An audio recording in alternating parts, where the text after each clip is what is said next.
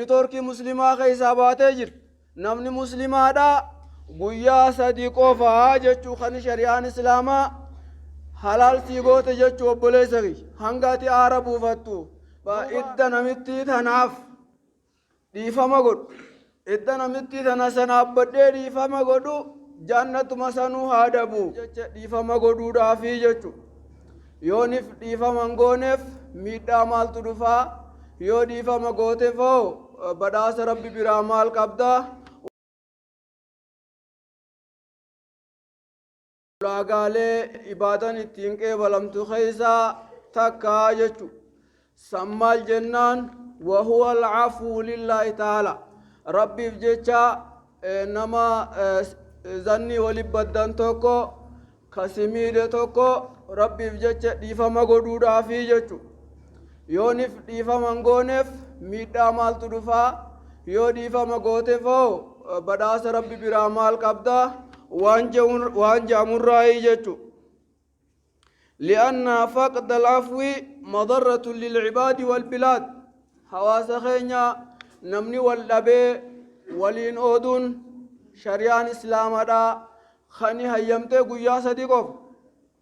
قويا صديقوفا هنگا نمني آربو فتو هنگا نمني تسقباو قويا صديقوفا نمان أودو هيم غوتف نما مسلماتي guyyaa sadii achi hayyaman gooneef haraamii jechu. Hedduu keenyarraa maal dhageenya maal garra idda namitti tanaaf dhiifama godhu. Idda namitti tana sanaaf badhee dhiifama godhu jannatuma sanuu haa dabu. Waan akkanaa dhageenya. Haadhaa ablagu suf kun honga gowwummaadhaati. Gowwummaan kana achiinaf nafsiyyaan guutamtee jirtaati. Musliman jaamtu ni Turkii muslimaa keessaa baatee jira. Namni muslimaadhaa guyyaa sadii qofaa jechuu kan shari'aan islaamaa halaal sii goote jechuu obboleessa kiyya. Hanga ati aara buufattu duuba namicha kana jannatuma sanuu haa dhabuu malee egaa jettee waggaa sababaa kanaan ibaadan kan kee qeebalamuutit soommanni baran ati itti laffaa baatee hin jiru. Salaanni ati itti laffaa baatee hin jiru. Sadaqaan ati itti laffaa baatee hin jiru. Sababa maalitiif? Sababa obboleessa keetiin oodduuf. Sababa obboleettii tantee oodduuf. Waan feeta'uu yoo si goote ni dhumti. Maanguddoo fixa. Ishfa'uutuu jaru maanguddoonis dirqama rabbiin itti laatee jira. Dirqama maanguddummaa dhaabbadhaa jedduu gabrootanii tolcha araarsa wanni rabbiin biyyeessin jiraachiseef kanaafi jette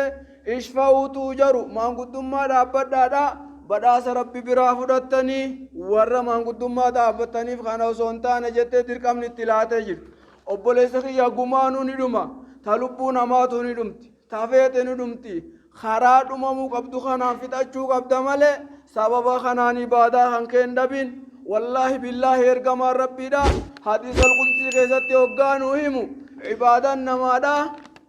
hundi siidha ta sunnaatiif ta fardiis ta jechaatiif ta gochaa hundi guyyaa isniinaf khamiisa rabbi bira dhayxiyya ta nama lamaa malee nama lamaan kam ka wal dhabbii qabu ka waliin dubbisne ka waliin oodu ta ollaa lamaanii ka waliin oodu naggaaddee lama ka waliin oodu sheekha lama ka waliin oodu hojjataa lama ka waliin oodu nama waliin oodu malee kana narraa dhiisaa hattaa yastalihaa hanga isaan araaramanitti hanga isaan walii galanitti hanta isaaniin barbaadu je'ee rabbiin gaddeebisaaya. Yaa obboleessa kiyya obboleettii tiyya laffaatiidhaaf sirraanaf laffa ujjirta duuba ulaagaalee ibaadan tantee ittiin qeebalamtu maaliif hin guutamne jecha akka namaa sirraa ba'a maaliif hin guuttanne ajibbituu jaalattu wallaahi billaahi amma isin keessaa kaysa qeebalaa je'uus hin dhabamu anaa miti ka jechuu jiru ergamaa rabbiidhaatu sallallahu alaihi wasallam hadiisul qudsi rabbiin dubbate hatta yastaliyaa kana nuu himee jechu. Kanaaf obboleessa kiyya wallabbiin nama lamaa biyya tanaaf balaa sadi yoo taate daran balaa afur yoo taate dalan balaa shan yoo taate namni gare gare bahe daran balaa gubbaa kanaan hoggaa maanguddoon araarsitu afwan lillaahi ja hoggaa soommanni seenu ganda keenya afwan lillaahi eenyuun jechuu jirta yoo namicha wallabde san hin ta'in nama kaanin jechuu jirta kaayyoom wallolte afwan lillaahi jettaan hoggaa roobni namarraa qabame jara keenya waliif fayyinu malee عبادان إنك بلام تروبا نركنو أفضل لله وجاجنو مسجنون ده أفضل لله جا أنجون جاجو جر يو أنا ميتشان إنتين يو أخيم بلاش تاسير الله عز جام ده نام ولي لولين إنتو كنا فجأة نيس جرا مال فايدة نتيجة نامن مسلمة وهم فايدة أنكم هنجوس إندلاغوس يو أنا ميتشان اتباع تكوف سانس شريعة الإسلام اتمي نما جالت تو كسين جالت دا اتمي خاولبت تو كان ربي بيجا ديفامي اتمي ربي بيجا سيديسه اتمي جتيجو خنا فواس خينيا مصيبة نتي واللبون أسكيسا نمني لما واللبون سدي واللبون غري به واللبون بيتنا أفبلا دين كينيا أفبلا مسجد كينيا كان أفبلا يو والتاني والجالني وليديفني جنة ربي سبحانه وتعالى أنا ترها كاجا نماتوكو حديثة غيزت خانيبسي نماتوكو خيري براكة تكالين كمني كان قبروتاني سادا نمان أنديني راقبو ربي بجيش حديثة جيش متوكو چوكانا قبا خانا ربي جانة تيسانا كيجان خانا وواسخين وان قدود خن وان قدود وما يلقاها إلا الصابرون جا ورى أبسا قبو ملي ديفمو منمان جيشودان نامت تيتي فوكاتوسان نامت فوكاتاسان بإدى إسارة جنة ما وهادبو أرى عذاب سنوا سينو أكان جينو بوليسكي إنسان تإنسان جنة أركت خنرجما ربي تجيجو عباد الله أقول ما تسمعون وأستغفر الله لي ولكم ولسائر المسلمين فاستغفروا إنه هو الغفور الرحيم والبر الكريم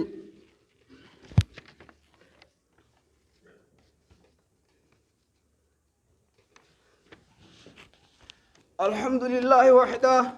الصلاة والسلام على من لا نبي بعده وبعد أيها الناس قد أطلق الشيطان على الناس حواس خينيا شيطاني باتي رمضان خيس هدميتور نتيجة لك فميجرا حالي حال سن الراجر جيرم تجرتي مسين ربي دائرة تجرا موسيقى خرار رايت بنا ميجرا إيجا غافا رمضان خيس جرو أكا جمعة سلان نقنا تجبون سلان باتي رمضان قبرو جرمو خالق قبرو جرا حلالو أن خرشل شيطانا خيست ديبئ جرمو خيست ديبئ جرا حلالو خرا خنر ديمت مدسكان الراحات إلى من قرآنتي خاصيتم خيري قفدقيس رمضان خيس أما موحال سنجر جيرم جرا توكو قفا كيست أمبس خناف أكا جرتنيتي خرشل شيطان الدجاتني جرت ور ربي سبحانه وتعالى دران وعد سينفي أدي دندتي رتين قبض جرا خنا رتي دندسين قبض ور ربي جين قفاتو الله درانو مسجد خيزتاب حواس خينيا نما مسلم هذا أورجينالا خان شيطاني سمو إسا بوجي أركان قمني باتر رمضان واني داتو فين قبض أكنما بارميل أسدابته درانو بشان دكاتو جرو خانو مغباروبني براتي دايف مالي واتكني داتو في جتو خناف حواسني خينيا لال أنوان بوجي أميجرا حركة دين ربي حركة شيطانا فلا يغرنكم الشيطان خربين جيسان سان أركا جرا أجد ديبه دردر خينيا دردر تينتين نمني قدا واتري افلالو قمنا جتورا خواسا وعواس خينيا ربي سبحانه وتعالى أكنجا خذ العفو وأمر بالمعروف وأعرض عن الجاهلين يا علمنا ماذا أفان سارا نجابه دندان يا ده حماس يا درا نجابه دندان حركة سار رئيس قتة سار رئيس نجابه دندان نما خنا وجين جرات جوداف يفهم مقفر راكبدا يفهم مقفا أبا فدي ساتاو سيفتي سه أفو ربي بجاك كان كلالو جت مقفر راكبدا وأعرض عن الجاهلين قتة ولا دا جت ولا دا جلال لنا دا جلان ديمنا هلا يا إسنك جلان ديمنا jecha wallaalaadha akka dhuufuu harreedha funyaan qabachuun taanetti wallaala waan fedhe afaanii ba jecha ajaawaatu afaanii ba jecha fokkataatu afaanii ba atiin irra wayyaa tahuu qabdaa jechu kanaaf hawaasa keenya dhiifama walii haa goonu dhiifama dhugaadha ka lubbuu keenya shawwaduun taan ka nama shawwaduun taan ka haaliqa shawwaduun taan tana wanni beeytuun obboleessa kan keetii ati dhiifama dhibbatti godhe mongoone waggaa maanguddoon walitti sin araarsitu afwan dhiifama godheefi jette inni afwan jette harka walii sin tuysisan garuu waggaa namicha san musiibaan itti dhufte ni gammadda mooninaat asiinif maraammaruu qabdi yoonif karifattu taate dhugumaan dhiifama gooteef yoo waggaa inni goolii seene waggaa inni rakkate issee kayjetti jettu taate ati dhiifama goone akkanatti wallaaluu qabna dhiifama godhuun biyya keenya faayidaadha diin keenya fayyaadha lubbuu keenya faayidaadha rabbiin subhaana wa ta'ala waggaa ati dhiifama goote